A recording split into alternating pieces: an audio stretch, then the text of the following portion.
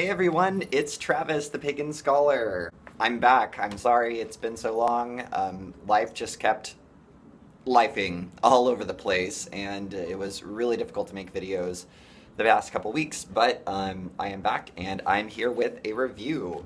Some quick news first. Actually, one of the things that I was doing while I was away was I was writing a paper, actually. It is difficult because I have not written for stringent academic rubrics for quite a while. I've done personal writing, sure, totally, but I was going to submit to a conference a paper on contemporary paganism, and I reached out to Coco, the spooky librarian, who is fantastic and phenomenal. Everybody needs to go look at her channel.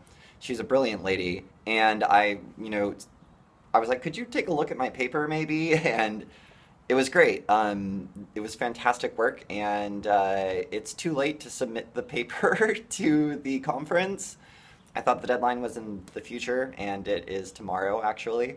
However, I'm really proud of the work that I've done with the help of Coco, and so future videos will be on what I wrote, and maybe I can submit it somewhere else. Also, I apologize if you hear an ice cream truck in the background. I'm shooting it outside on this beautiful, beautiful day.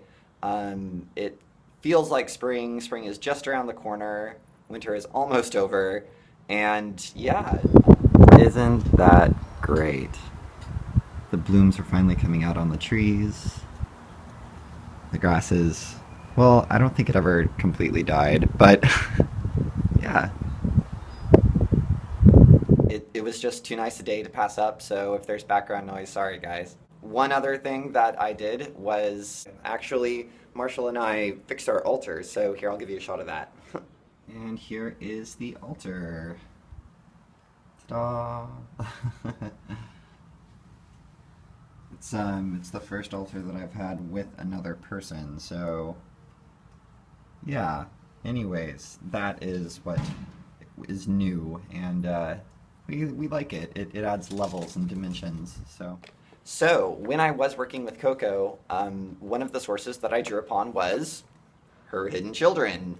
All right, so I want to talk about the first chapter of the book. It is called How the Ravens Came to the Lake, Wicca's Birth and Atlantic Passage. I've roused the attention of one of my neighbor's dogs. I can't really do anything about that, sorry guys. So basically, Chas Clifton sets out at the very beginning of his book with the claim that Wicca and contemporary paganism in general is not hierarchical in structure. Authority does not come down from one centralized leader. In its formative years, Wicca was actually panoramic in its authority, and it spread through the medium of books. So the first key text that he talks about is, of course, Witchcraft Today by Gerald Gardner. It was published in 1954, and as any good pagan should know, Gerald Gardner was a British guy. He was kind of, yeah, a good pagan right here. He was obviously interested in witchcraft, and he claims that he was initiated into a pre-Christian witch coven that survived all these years. We're not going to start debating the authenticity of his claim.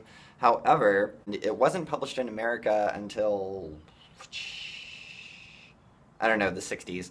But one author did get it, and she was Margaret St. Clair, a fiction writer, and she had read Witchcraft Today. It influenced her work, and there were themes of Gardnerian Wicca in her writing. She, in turn, contacted the Bucklands. Raymond Buckland was a prominent writer on Wicca and witchcraft.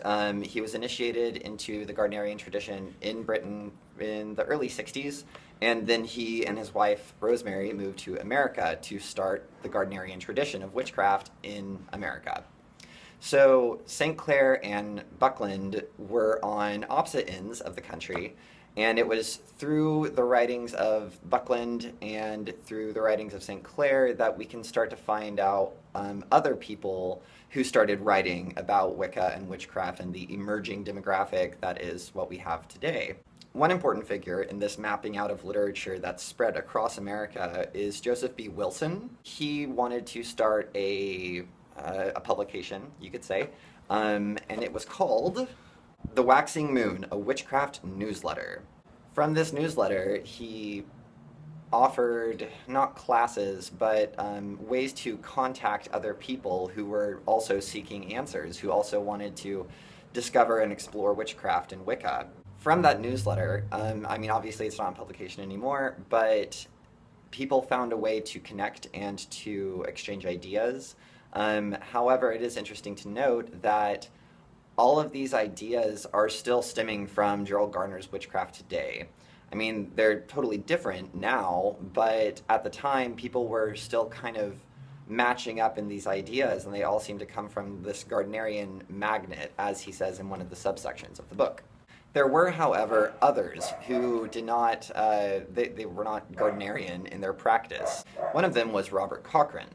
Robert Cochrane is kind of the founder of a tradition that was named after he died called 1734. I am not privy to any of the practices of 1734, but apparently it is much more shamanic, however you want to say it. It's a lot more, whereas Gardner's Wicca was much more about fertility and ritual nudity indoors, Robert Cochrane's gathering was more outdoors in the hills, which more kind of like contemporary paganism as it is today, celebrated outside. So what's really cool and what the really awesome takeaway of this chapter is that even though everything kind of like germinated with the seed of Gardner, when it came to America, it was changed because in Europe, in England, or in the UK, Gardnerian Wicca could draw from history. It could say, whether you accept the claim or not, that it sprung from a British traditional witchcraft that had survived pre-Christian history. Anyways, when it came to America, America could not draw upon that influence. It couldn't draw upon the grandeur of history. However, what it could do is draw upon its authority of manifest destiny. America has always had this very sacred tie to the land. Not really, but it views the land as God's gift to Americans. Go forth and tame this wild wilderness, you know, head west, young man. And the early settlers viewed America as this bounty, this wonderful thing that was uncontaminated, as opposed to where the colonists had come from. The nitty-gritty, heavy towers and urbanized centers in Europe. So what's really interesting is when witchcraft came to America, it no longer drew upon the idea that it was a fertility religion, but that it was an earth religion. That, however, is in the next chapter of the book. I did want to save this for the last bit of the video for the people that actually watched it all the way through instead of, you know, just watching a little bit then clicking out. I really appreciate you watching the videos. I know it's been a little while, so I apologize if this video is kind of off. I read this book probably a month ago, and in the past few weeks, it's been, like I said, life happening over and over again, you know, just all over the place. So I'm a little bit out of touch, but I promise the videos will start rolling again soon. And yeah, thanks for sticking around. I really appreciate it.